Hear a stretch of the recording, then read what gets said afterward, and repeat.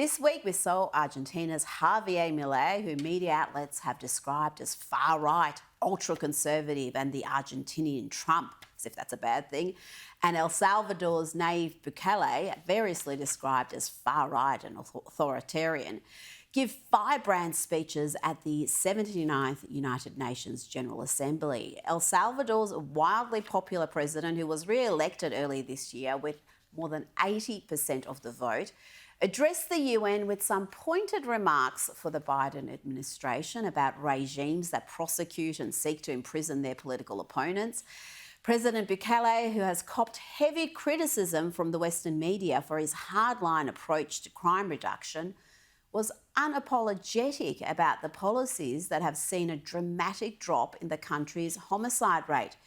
He said in El Salvador, the safety of law-abiding citizens is a higher priority than the comfort of criminals. He said, some say that we have imprisoned thousands, but the reality is that we have freed millions. In a single year, the measures he employed saw the homicide rate fall 70%. El Salvador has gone from being one of the most dangerous places on earth to being one of the safest countries. Argentina's president, Javier Milei, who has achieved remarkable results in a short period of time, also addressed the UN and slammed the organisation for going from one that pursued peace to an organisation that imposes an ideological agenda on its members. Referring to the UN's support of COVID-era lockdowns, he said it was guilty of being one of the most main proponents of systematic violations of freedom. He also slammed the UN for allowing despot nations to sit on its Human Rights Council and lecture democracies like Israel. Milei had this to say about the collectivism and neo-Marxist agenda of the UN. He said, "I'd like to issue a warning here. We are coming to the end of a cycle. Collectivism, moral posturing and the woke agenda is coming up against reality." Also in New York this week was Italy's Giorgia Meloni, who you'll remember the Australian media labelled a fascist, extremist and far-right. She also spoke at the UN, and while in New York, she received the prestigious Global Citizens Award from the Atlantic Council. Far from being the destructive force we were warned, she's actually been enormously successful so far. She's tackled the illegal immigration crisis in her country, and her tough approach has seen a 64% drop in the country's illegal immigration numbers. She's been so successful that Britain's hard-left Labor Prime Minister Keir Starmer went to Rome earlier this month to see how she does it.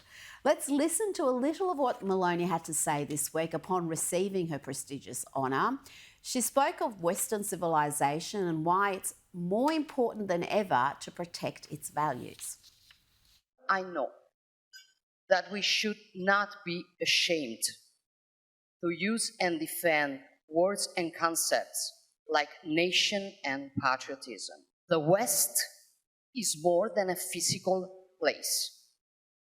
By the word West, we do not simply define countries by specific geographical location, but as a civilization built over the centuries with the genius and sacrifices of many.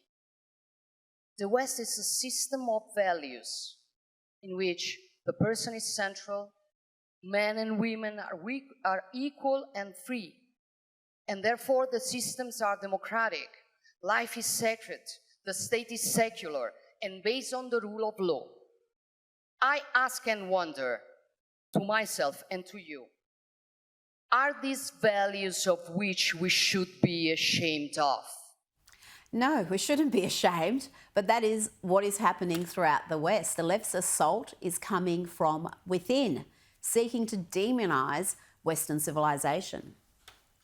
But to the authoritarian funds, let me say very clearly that we will stand for our values. We will do that.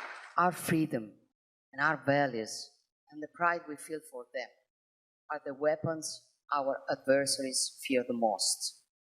So we can't give up the strength of our own identity, for that would be the best gift we can make to authoritarian regimes. So at the end of the day, patriotism, is the best response to declinism. Hear, hear. Patriotism is the best response, but it's maligned in the media, in the culture, and certainly in academia. Standing up for Western values in your country instead of being endlessly ashamed of it is the way forward.